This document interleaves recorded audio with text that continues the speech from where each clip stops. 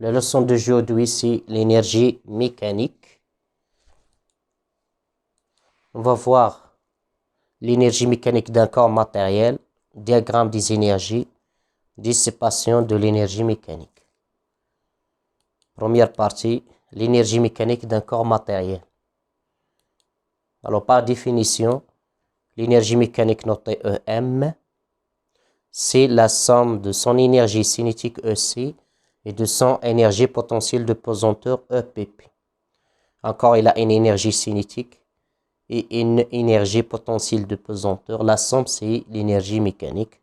Alors, on va écrire l'énergie mécanique égale l'énergie cinétique EC plus l'énergie potentielle de pesanteur EPP. On va faire un exemple. On a un trajet circulaire de rayon R de centre O. Le trajet AMB. Encore S à la position M repérée par l'angle θ. Ça, c'est le plan de référence d'énergie potentielle de pesanteur. C'est-à-dire, à la position B, l'énergie EPP égale à 0. On va prendre l'axe Z. La position B est repérée par Z0. La masse de S, c'est 0,5 kg. J, 10 newtons par kilogramme. Le rayon, c'est 1 mètre. Alors, S, il est soumis à deux forces. Le poids P. Et on suppose qu'il n'y a pas de frottement. Donc, la réaction du trajet est représentée comme ça. Le corps fait le départ du point A sans vitesse initiale, c'est-à-dire VA égale à 0 mètres par seconde. Alors, on demande de calculer l'énergie mécanique au point A et à la position M, puis à la position B.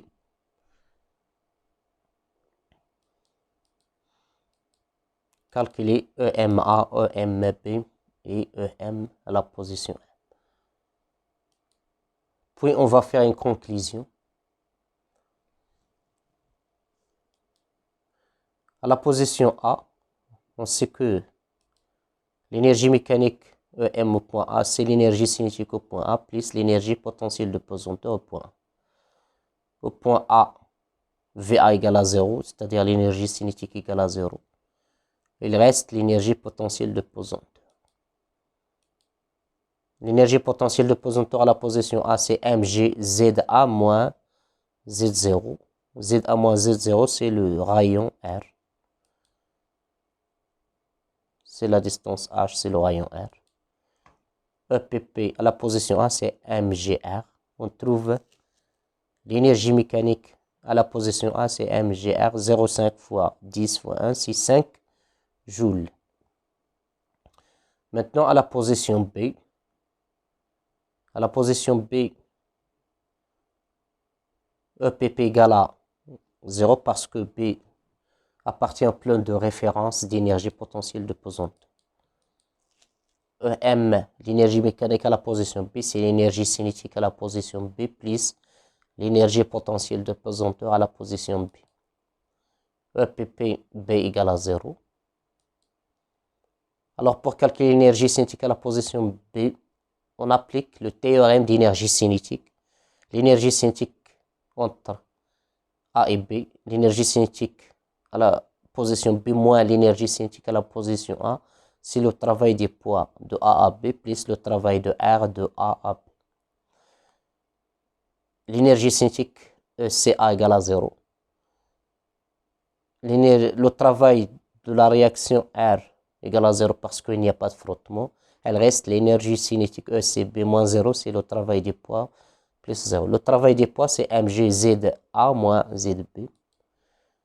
mgZA moins ZB, c'est le rayon. ZB, c'est Z0, donc ZA moins Z0, c'est le rayon R. Alors, on trouve l'énergie mécanique à la position B, c'est mgr égale à 0,5, 10 fois 1 égale à 5 joules. On a trouvé le même résultat que EMA. Maintenant, à la position M, l'énergie mécanique à la position M, c'est l'énergie cinétique plus l'énergie potentielle de pesanteur. Alors, EPP à la position M, c'est mgzm moins z0. On va tracer la distance zm moins z0. La position A, repérée par ZA. La position M, zm. Plan de référence z0. On note cette distance D, H. Alors, Zm moins Z0, c'est la distance H. Il faut chercher cette distance H. Alors, vous voyez que cette distance H, c'est le rayon R, moins la distance petite D, parce qu'on a D plus H, c'est le rayon R. On a un triangle ici. La distance D, c'est le rayon R fois le cosinus θ. Alors, Zm moins Z0, c'est H. H, c'est le rayon R moins D. Et on a D, c'est le rayon fois cosinus θ. Donc, on trouve H, c'est R moins R cos θ. On factorise par R. Donc, on trouve R facteur de 1 moins cos θ. Alors, l'énergie potentielle de pesanteur à la position M, c'est mgr facteur de 1 moins cos θ. Il faut maintenant chercher l'énergie cinétique à la position M. Alors, on va appliquer le théorème d'énergie cinétique entre A et M. L'énergie cinétique à la position M moins l'énergie cinétique à la position A, c'est le travail de P plus le travail de R.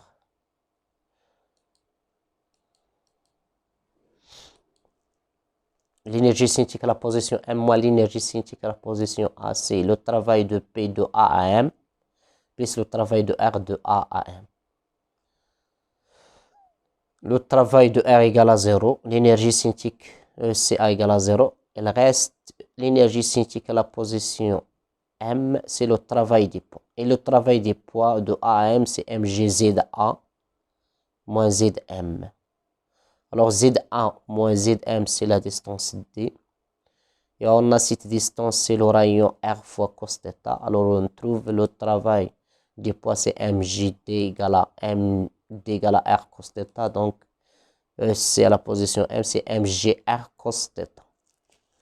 Donc, ça, c'est l'expression de l'énergie cinétique, la position M. Et on a l'énergie potentielle de pesanteur à la position M. On fait la somme pour trouver l'énergie mécanique. EPP, c'est mgr facteur de 1 moins cos θ. ECM, c'est mgr cos θ. Alors, on a ici mgr fois 1 moins mgr cos θ plus mgr cos θ. Donc, il y a une simplification, on trouve mgr. Alors, l'énergie mécanique à la position M, c'est mgr. On va simplifier moins mgr cos θ avec mgr cos θ. Donc, elle reste mgr. 0,5 fois 10 fois 1 égale à 5 joules. Alors, on a trouvé aussi à la position M, même valeur de 5 joules. Donc, il y a ici une conservation d'énergie mécanique. Alors, dans le cas où il n'y a pas de frottement, toujours il y a une conservation. Alors, la conservation de l'énergie mécanique, c'est-à-dire l'énergie mécanique à la position A égale l'énergie mécanique à la position B égale l'énergie mécanique à n'importe quelle position M. Diagramme des énergies.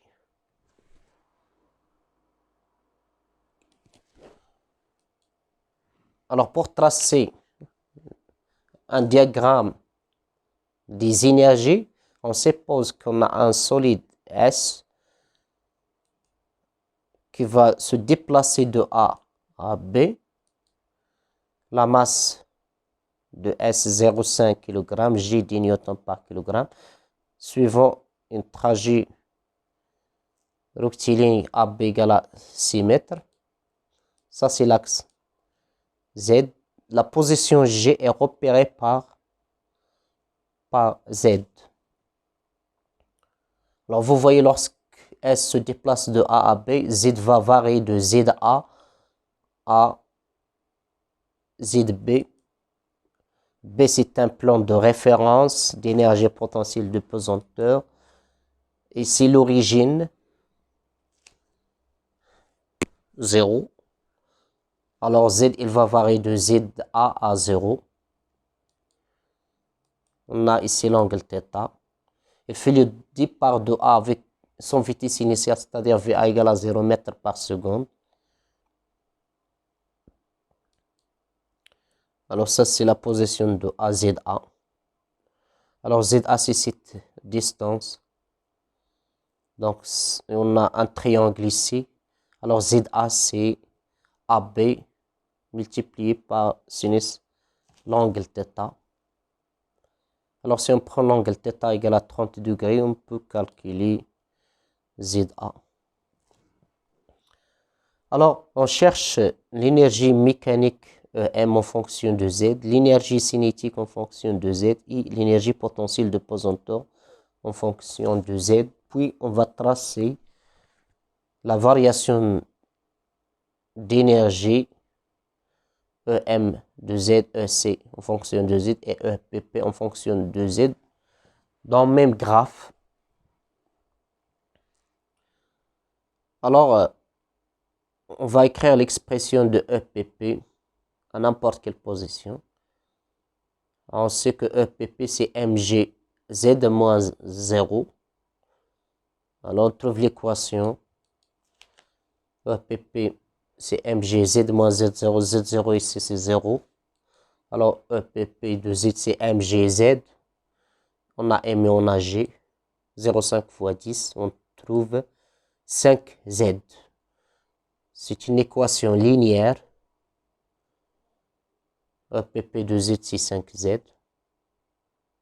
Maintenant, on va chercher l'énergie mécanique. Alors, il y a conservation d'énergie mécanique parce qu'il n'y a pas de frottement.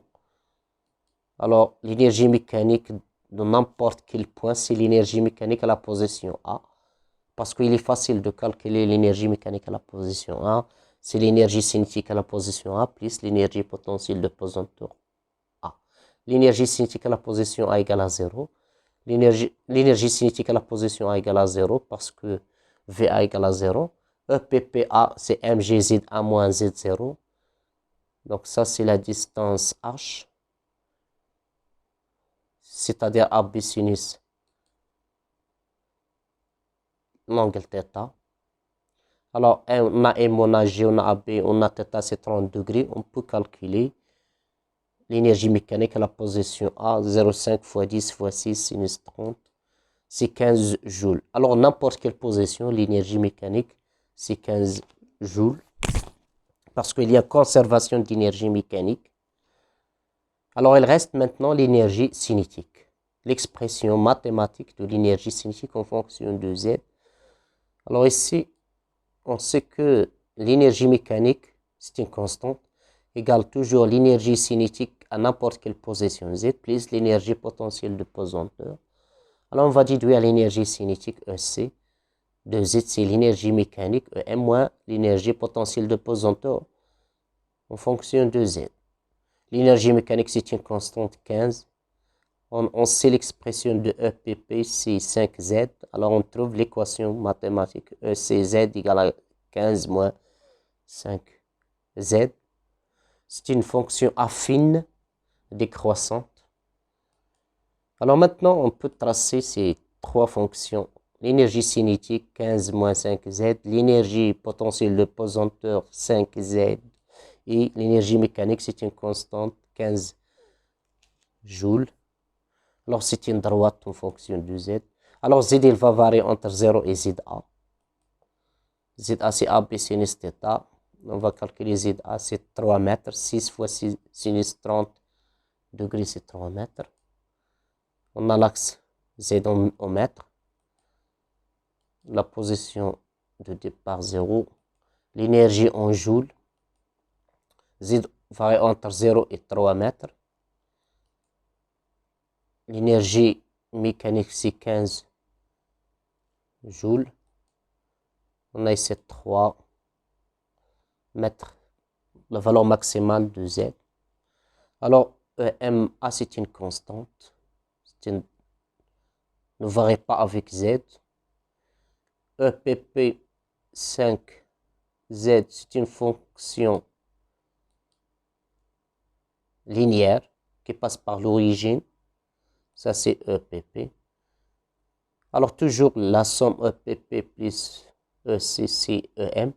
Alors, EC 15 moins 5 Z. Donc, on va prendre 2 points. Lorsque Z égale à 0, EC, c'est 15. Voilà, premier point. Lorsque Z égale à 3, 15 moins 5 fois 3, c'est 0. Donc, il va passer par ce point. Alors, c'est une fonction décroissante, comme ça. Alors, toujours lorsqu'on somme dans n'importe quelle position Z, EPP plus EC, on trouve l'énergie mécanique. C'est une constante. Ça, c'est le diagramme d'énergie en fonction de Z.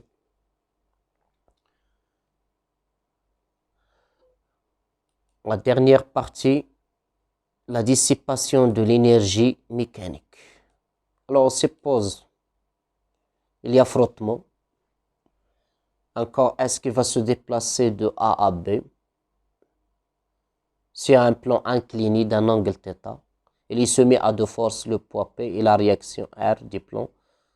Alors, il y a frottement, c'est-à-dire R se décompose en deux, la réaction normale et la force de frottement F.